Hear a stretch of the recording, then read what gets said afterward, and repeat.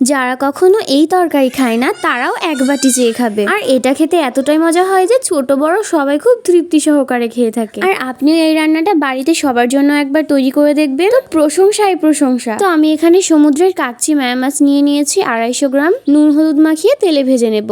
এবার এদিকে একটা মশলা তৈরি করার জন্য কালো সরিষা, কয়েকটা কাঁচা লঙ্কা ও কুচানো পেঁয়াজ দিয়ে নিয়েছি। এবার এটাকে খুব ভালোভাবে বেটে নেব। আর ব্লেন্ডারের চাইতে যেন শিলে বাটলে রান্নার স্বাদটা দ্বিগুণ হয়ে যায়। এবার এদিকে আমি একটা প্যানে দিয়ে দিচ্ছি কেটে রাখা মিষ্টি কুমড়ো। এবার যে মশলাটা বেটে রেখেছিলাম সেই মশলাটা দিয়ে দিচ্ছি, আর দিয়ে দিচ্ছি বড় বড় 2টা পেঁয়াজ কুচি, নুন হলুদ, চেরা কাঁচা লঙ্কা, আর দিয়ে দেবো খাঁটি সরিষার তেল।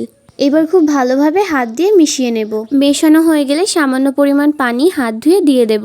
এবার উপর দিয়ে দিচ্ছি ভেজে রাখা মাছগুলো। এবার গ্যাসের ফ্লেমটা অন করে দিতে হবে আর ঢাকা দিয়ে রেখে দিতে হবে। লো ফ্লেমে 5 মিনিট জাল করে নেওয়ার পর ঢাকনা খুলে আমি একটু নাড়াচাড়া করে নিচ্ছি। তারপর আবারও 5 মিনিট ঢাকা দিয়ে রেখে দেব।